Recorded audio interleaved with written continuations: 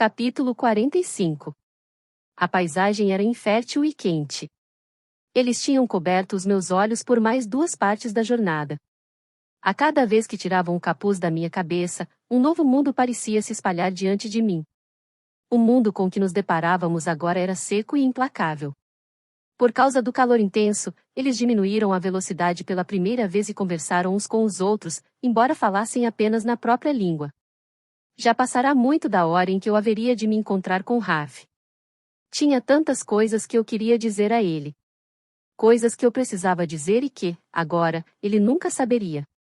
Provavelmente ele já estava a caminho de sua fazenda, acreditando que eu havia quebrado a minha promessa de me encontrar com ele. Observei as baixas e brumosas montanhas ao longe, e depois voltei a olhar para trás, mas vi apenas mais do mesmo atrás de mim. O quão próxima de Terravin estaria Pauline a essa altura? Caden me viu avaliando o árido panorama. Você está calada, disse ele. É mesmo? Perdoe-me. Sobre o que devemos conversar? O tempo? Ele não respondeu. Eu não esperava uma resposta de Caden, mas fiquei fitando por um bom tempo e com uma expressão dura. Sabia que ele sentia meu tempestuoso olhar compenetrado, embora estivesse com o olhar fixo à frente. Você quer um pouco de água? Ele perguntou sem olhar para mim. Eu desejava desesperadamente algo para beber, mas não queria pegar nada dele. Virei-me para Eben, que cavalgava do meu outro lado.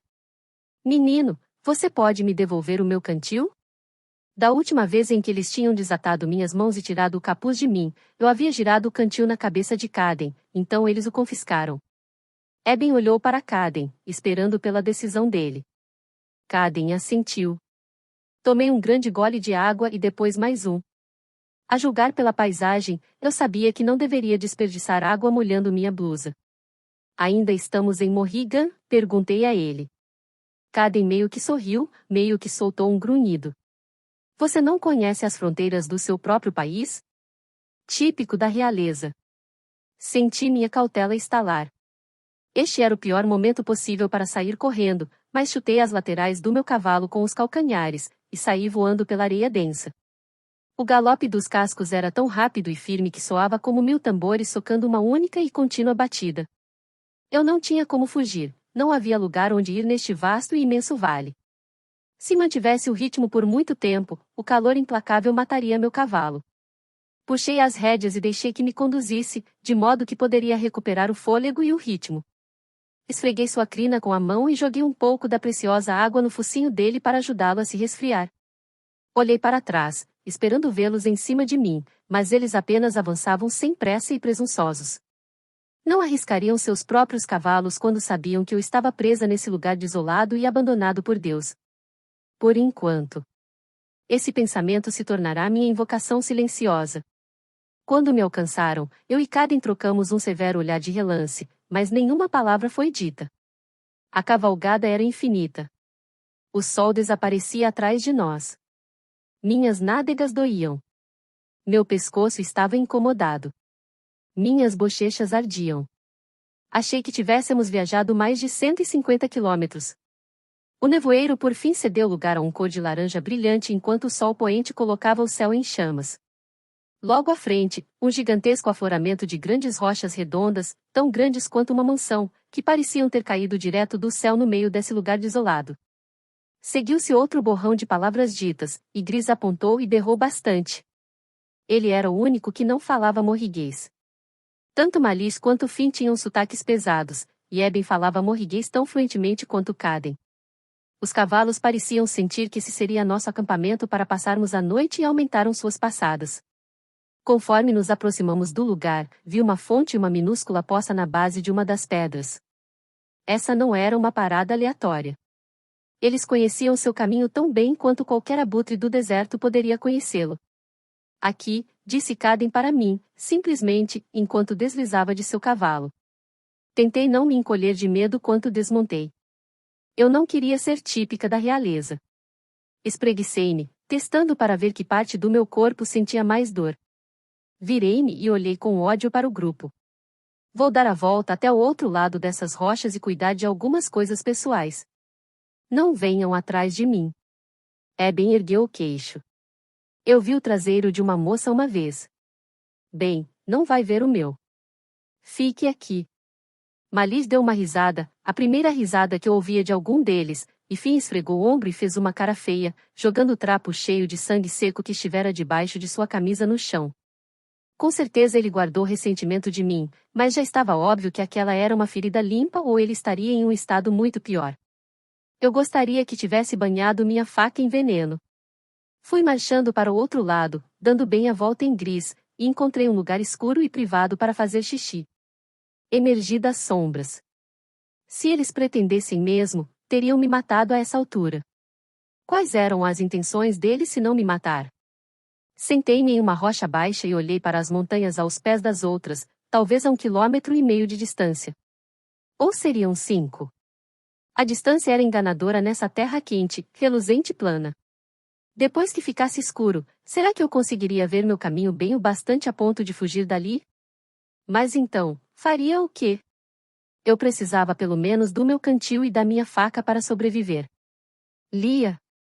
Caden deu a volta, devagar, em uma das grandes pedras redondas, seus olhos buscando as rochas na luz que se esvanecia, até que ele me viu.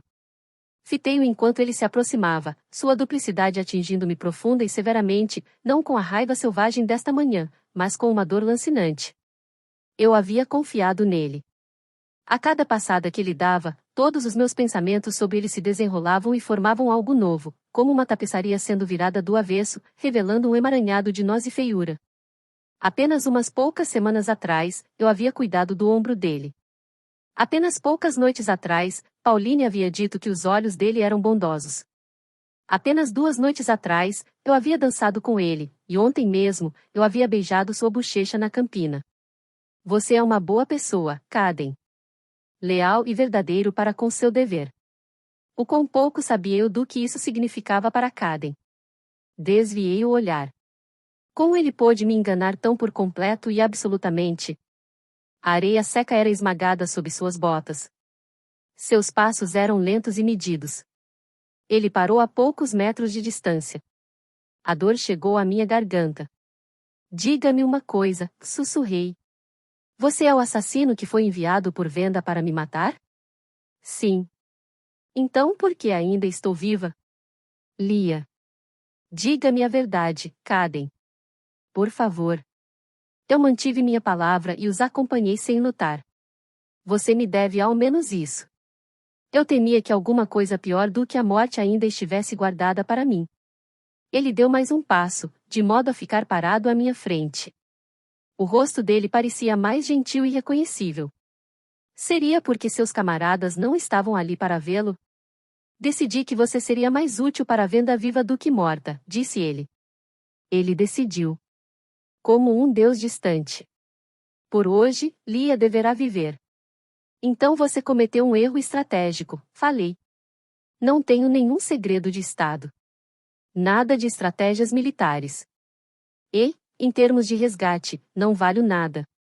Você ainda tem outro valor. Eu disse aos outros que você tem o domingo. Você o quê? Balancei a cabeça em negativa. Então você mentiu para seus. Ele agarrou meus pulsos e me puxou para que eu ficasse em pé, segurando-me a poucos centímetros de seu rosto. Essa era a única maneira que eu tinha de salvar você, disse ele, sibilando, com a voz baixa. Está entendendo? Então nunca negue que você tem o domingo. Não para eles. Nem para ninguém. Isso é tudo que a mantém viva. Meus joelhos pareciam feitos de água. Se você não queria me matar, por que simplesmente não deixou Terraven? Por que não disse a eles que o trabalho estava terminado e ninguém ficaria sabendo de nada?